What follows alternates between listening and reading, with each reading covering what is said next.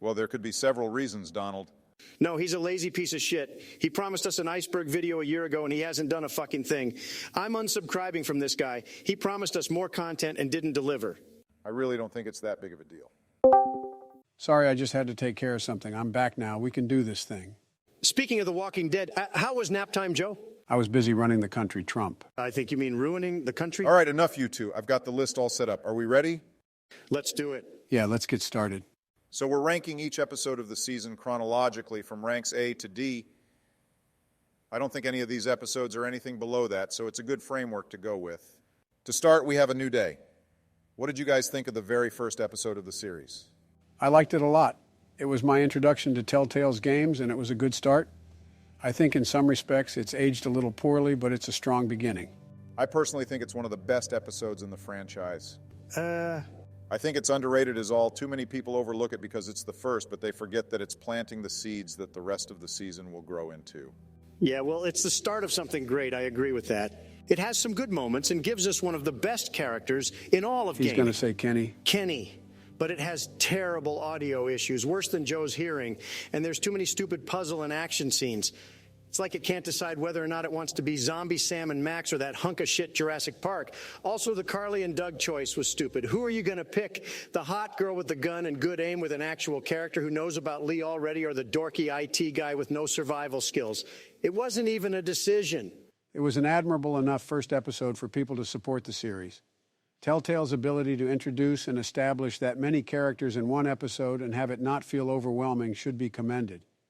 It does slow down after the argument scene in the pharmacy, I'll admit, but besides that, it's a solid episode overall. I'd give it B tier. I think B tier is a fair placement, though I think you're both underrating just how well written and likable Lee is right from the start. Of course you would say that. Not to mention how Telltale managed to have a child character that wasn't annoying or frustrating to deal with like other franchises before it. The Walking Dead is one of the progenitors of child characters in gaming who set the standard of how kids should be handled. Up there with ICO, I'd personally give it an A tier, but we'll split the difference. Next up, we've got Starve for Help. S tier. S tier. Well, looks like we can agree on something, Joe. Maybe this discussion will work out well after all. I'd also put this episode in S tier. I thought you said you didn't like the puzzles or action, Donald. This episode has a pretty healthy mix of both. These scenes are different because they actually make sense in the context of the story. You're not silencing a gunshot with a pillow or flipping batteries around in a radio. These ones feel natural. The tractor scene is a great example of that. The episode starts strong and ends strong. The cannibal storyline is predictable, sure, but it was executed to absolute perfection. You could feel the tension rising as the episode went on, and the choices in this episode are some of the most difficult in the entire franchise.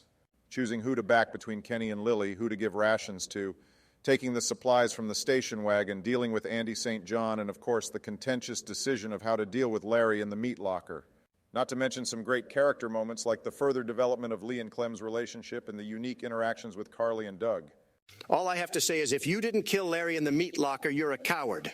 He was still breathing, Donald. He was still breathing like you're still comprehensible. Just admit you empathized with the guy who fell unconscious, Joe. I bet you empathized with Larry on a few things too, Donald. I don't know what you mean. Personally, I couldn't bring myself to kill him, but I can't completely blame Kenny for doing what he had to. His family was taken hostage. If the situation was reversed, but with Clementine in Duck's position, I think most people would have done what Kenny did. There is no doubt that Kenny murdered that man. It wasn't murder, Joe. It was mercy. Gary wasn't a great person, but he didn't deserve to die in front of his daughter like that. Who the fuck is Gary? I think he means Larry. Yeah, on what he said. It was already established in episode 1 that Larry can take on anyone and was a risk to the entire group. If there's even a chance he turns, then you put everyone in that room's life at risk. Kenny did nothing wrong and was completely correct. And it only took traumatizing Clementine and Lily, leading to her killing one of the group and completely breaking it apart. Bullshit. You can't put the blame on Kenny for what Lily did in episode 3. The fact that more than 10 years later we're still having this discussion solidifies how well designed that segment is. We could probably talk about this episode for hours about what it does right, but we've got more episodes to do. Allow me to add that the music in this episode is masterclass, and Jared Emerson Johnson is a seriously talented composer. Completely agree. Anything more to add, Don, before we continue? Yeah, I was just going to say that Brenda's cooking looked pretty good. I'd taste Mark's meat. What the hell? Excuse me? Don't pretend you're not curious. You have made some outrageous comments about a lot of stuff, but that is maybe one of the worst things you have ever said.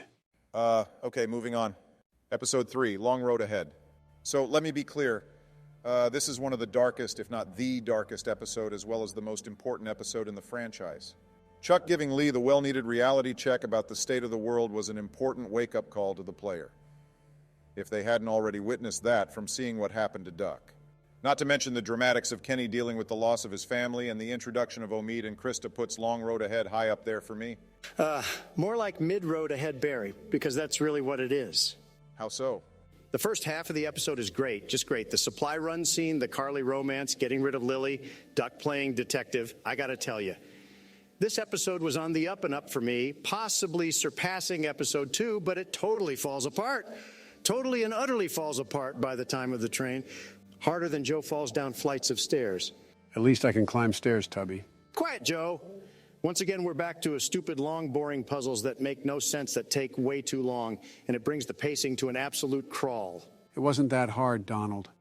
Also, Kenny was like a brother to Lee, saving him in the He pharmacy. nearly let me die. Defending him against Lily when you told him your past. If you told him also you're not getting on his So his boat. actions felt very out of character on the train. Also, I have no idea why there isn't an option to throw Ben off the train after he reveals he was the traitor. That useless piece of shit got Carly killed and didn't even have the balls to admit it was his fault the camp got overrun. To be fair, Donald, even Kenny says their days were numbered. It's likely the bandits would have attacked regardless and forced the motel group out. Yeah, but would Duck have gotten bit? Would Carly still be alive?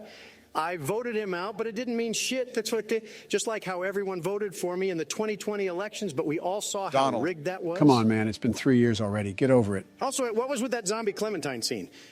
Pointless jump scare that added nothing to the story. I agree that was a strange scene, not going to lie. Good thing I remembered to wear my diaper that day. Jesus Christ. TMI? The talk with Clementine in the RV just before that was a great scene, though, let's not forget, like I sometimes do. Oh, for sure. One of the best scenes in the franchise. Maybe, but it's not good enough to carry the rest of the episode. It's average at best. Put it C-tier Barry. It's easily A tier. Krista and Omid were a breath of fresh air after the constant arguing and negativity in the first half, and the section with Clementine and Lee helping each other out in the abandoned building is a great character moment that sets up for the later scene where she saves Molly in episode 4. There's no way this episode is C tier. The scenes with Clementine on the train are absolutely iconic. Chuck was a great addition to the cast. And I'm sure you'll agree that Gavin Hammond's performance as Kenny was incredible. How is Chuck a member of the cast? He has like 9 lines. Omid and Krista are boring characters who added nothing to the story whatsoever. And are we also just going to forget how Lee carries a fucking blowtorch in his back pocket like it's nothing? Oh, yeah, I forgot about that. That's pretty immersion breaking. I'll give you that, Don. Although it's not a big deal in the grand scheme of things. Are you just going to ignore how significant the relationship is between Lee and Clem, and how they're one of the best parent-child duos in video game history? A large part of this episode is further contextualizing their bond and what they mean to each other. Look, the Clementine scenes are bigly superb. I'm not denying that nobody here likes Clementine more than me, well, maybe except for Joe, but there's more to this game than just Clementine. How Lee interacts with the other characters is just as important, and Telltale really let us down with the second half. It's simply not good enough. C tier. Sorry, Donald, it's my list. It's going in A tier. Not respecting the vote. How typical of you two. Okay, episode 4. Around every corner. I have mixed feelings about this episode. On the one hand, Holy shit, this episode is bottom tier trash. One of the worst episodes in the entire franchise. Telltale should be ashamed of themselves. How anybody could have greenlit this piece of garbage blows my mind. This is perhaps the worst thing to happen in 2012. Worse than the ending to Mass Effect and Obamacare. Hey. Terrible script, terrible dialogue, terrible QTEs, terrible... Can your small hands not reach the buttons in time, Donald? Shut the fuck up, Joe. This episode is terrible. Kenny is horribly emasculated this entire time and treated like a fucking caricature of an angry Florida man when he was always way more than that. He was a loyal, upstanding father who would do anything to protect the people that mattered to him. But here they turn him into a pussy just to prop up the strength of the new character. I have to agree with Donald on this one. The character writing seemed off in this episode, with the exception of Lee and Clementine.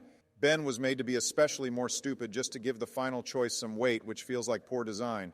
Ben was shown to be impulsive, but he wasn't an idiot. He knew the consequences of his actions, which is why he tried to hide what he did in episode 3 for so long. Him breaking down at the worst possible moment right before the choice to save him is bad writing. Though I will say Clementine standing up for him did make me reconsider how to handle that choice. Lee and Clementine's interactions were really the best part of this entire episode, and bringing her with you to Crawford really does a lot for both their characters. Just a shame that the episode is plagued with some questionable writing and set pieces that were kind of lackluster. Just how many shooting galleries were there in this episode? It's like we're playing Call of Duty World at War, just shooting zombies left and right with infinite shotgun ammo. The pacing is even worse than the last episode, which I didn't think was possible. Oh, and as for that stupid blonde-haired bimbo, the only good thing about her character was being able to punch the bitch down if you react quick enough. If I wasn't so sure, I would say you have problems with women, Trump. I don't have problems with women. No, women love me. I have problems with characters like Molly, who only exist to fulfill the woke liberal agenda by saying, hey, look, see, we can make strong female characters. Except they took the word strong too fucking literally. I don't like Lily, but she was a well-written character who had issues and trauma like an actual real human being and wasn't some invincible superhero who could jump from building to building and teleport behind you like a fucking anime ninja. I wouldn't use those words to describe it, but I agree with the sentiment. Molly was out of place in a game where everyone is made to feel vulnerable. The game set itself apart from the show and the comics by making Lee just a regular guy instead of the Doomslayer like any other Walking Dead game would have done. It doesn't help that they introduced Krista and Omid in the previous episode only for them to be ignored in favor of focusing on Molly's development just for her to leave at the end of this episode. I said it already, but the way that Ben was handled in this episode was undeniably terrible. He went from being naive and immature to mind-numbingly stupid. 3 steps forward, 1 step back. You guys are being way too harsh on this episode. Crawford and the survival of the fittest allegory coming back to bite them was executed perfectly. They kicked out the old and the sick, and yet those people outlived them because they all worked together. Crawford was doomed to fail because eventually everyone would have been cast out at some point or ultimately collapsed in on itself, which is what happened. It's an important message that reflects why, despite Ben's mistakes, he deserves another chance because everyone will make mistakes, and it's only when we work together we can overcome our problems.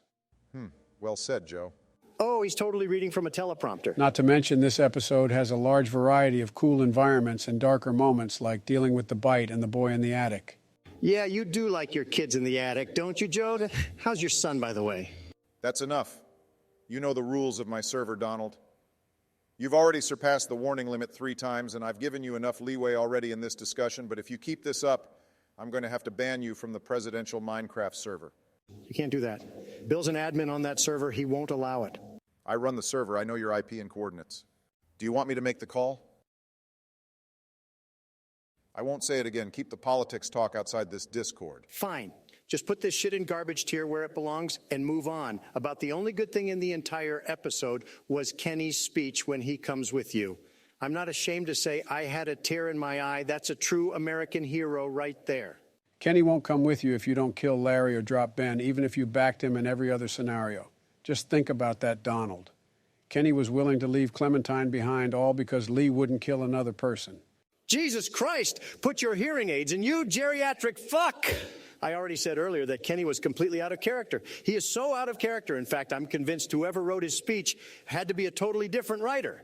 There's literally no other explanation, none. I'm honestly surprised you managed to stay awake with how fucking boring this episode was, Sleepy Joe. You've called me that like 1,000 times now. It's old. Do you need your glasses too? We're all fucking old. I think we've talked about this episode enough. I respect your opinion, Joe, but this episode just doesn't sit right with me. And it's not just myself and Donald who feel that way. A lot of game reviews at the time also felt this was the weakest episode of the season. Even the media agrees with me, Joe. That's when you know you're really in the wrong. I'm not saying this is the best episode of the season. I just think it's a bit overhated is all. Fair enough, but without the great main cast interactions, this episode would easily be D tier, but in consideration for your opinion, I'll elevate it slightly. Terrible episode, just terrible. I think it's time to move on to the final episode of the season, No Time Left. What do we think about this one? A fantastic send-off. I still get chills when I think about the ending. Despite this episode being the shortest in overall length, I don't think it matters. If anything, it actually does more for the story to help bolster the fact that time is of the essence, and Lee needs to find Clementine before it's too late. The optional arm decapitation scene, Ben's redemption, Kenny's sacrifice, Lee's bravery through the horde, so brave. The talk with the stranger, and Lee's final moments with Clementine are the most memorable scenes in the franchise. This episode had some of the highest highs of the franchise for me, and it solidified Lee Everett as being not just one of the best characters in video game history, but one of the best, if not the best, protagonist ever. His sacrifice, his sheer will of never giving up even in the face of hopelessness with the circumstances against him and still pushing through is incredibly motivational. Allow me to also say that on a personal level, it was great seeing a black male lead who wasn't treated like a stereotype, comic relief, or Omega Ultra God badass, and instead like an upstanding member of society who tried to do what he felt was right by others. Barak, he literally murdered a man and was on his way to prison. He breaks into someone's house in the first 15 minutes. He's almost a stereotype. He's black and convicted of murder, so he's guilty? That's really racist of you, Joe. I wish I was recording this because it would be all over Truth Social right now. All 4 of your users? Lee literally admits he did it. It wasn't a false accusation. That's besides the point, too. It wasn't a knock against Lee. He's a great character. I just find it a funny coincidence. With all due respect, Joe, fuck off. Maybe they could have rewritten the narrative slightly, but it's ultimately a story of redemption about a man who tore apart his family and wanted to make it up to both himself and society. He had to be written starting from a negative so that we could grow with him. Point taken, but I think it's about time we talk about the elephant in the room. Are you talking about... No, I'm not talking about the big orange one. I'm talking about how little impact our choices had throughout the season. It was disappointing to learn that no matter what we did, the characters' fates are effectively predetermined, and we can't change the story in any fundamental way. It ends pretty much exactly the same for everyone who played. In fact, the episode you two dislike actually has the most verity in terms of choice, like who comes with you at the end and the other small dialogue decisions. It takes some balls to put the same claim every episode about our choices being tailored for the story when it doesn't do any of that at all. Yeah, I won't lie, it limits the game's replay value. I also wasn't a fan of the gameplay, just constant quick-time events in an era where people were really starting to get sick of them. They did try a bit more towards the end, but the gameplay elements are almost always broke down to hovering over something and mashing the same button over and over. Also, what's this about an orange elephant? I'm sort of in agreement. Yes, the gameplay is repetitive, and Telltale could have experimented a lot more, but it was also designed to be accessible for the casual gamer. And accessibility is something that we're seeing in more and more video games today. And yes, on most levels, our choices don't change the course of the story in any significant way, nor does it determine who will live or die into the next episodes besides the first. To try to hint otherwise is definitely a failure on Telltale's part, make no mistake. What is here, though, is an extremely well-crafted story with outstanding characters and exceptionally real dialogue. Part of what makes the game so immersive is the concept that anything you say could have an impact. If you knew going in that nothing you said or did was all that significant, you'd be less inclined to have an emotional attachment to the characters or story. At its best, it's smoke and mirrors, but at its worst, it's deceptive false advertising. Don't get me wrong, I like the story. I'm not the biggest fan of the series compared to you or Don, but there are many games that respect your choices and decisions with branching paths and different endings. I think for this game, multiple endings wouldn't work, but I feel like there could have been more people alive by the end, you know? I can get behind that. There were also 1 or 2 bugs in the game that distracted me from the experience. Skill issue. At the end of the day, we're grading the series on how it performed to its own standards. If our rating is to be fair, then we should rate it based on the outcome that Telltale wanted to achieve. It's important to remember that Telltale was nearly broke when The Walking Dead was in development. And they were only a small team of passionate, dedicated developers who wanted to make the best experience possible. Looking at this final episode, it's clear they wanted to give us an emotional, heartbreaking redemption father-daughter story.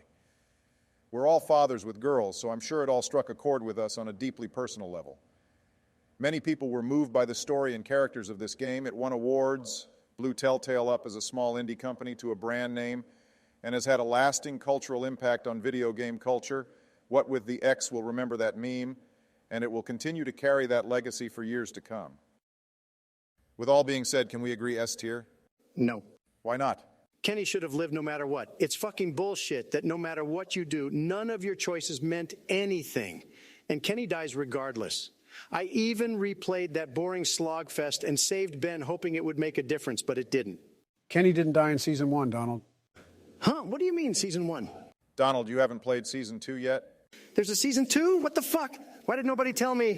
What do you mean Kenny didn't die? Well, it's been out for almost a decade, Donald. I thought all of us here had played all the games. I think I'm going to have a breakdown. Are you seriously telling me that? Hold on, I hear someone knocking at the door. Be right back. Did he just leave? I think so.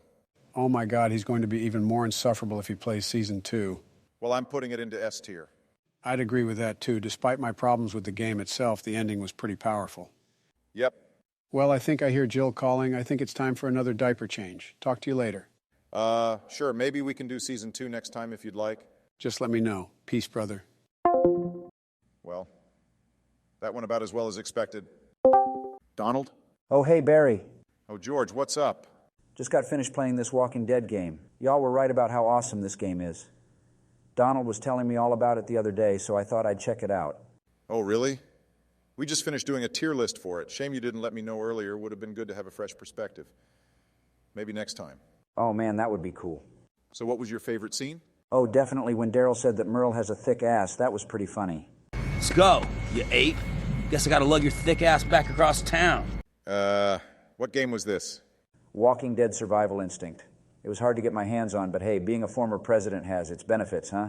I also played that other one. What was it, Overkill's Walking Dead? Lives up to its name, though, I tell you, I couldn't find a damn game in 2 hours. Want to play some with me? Oh, geez.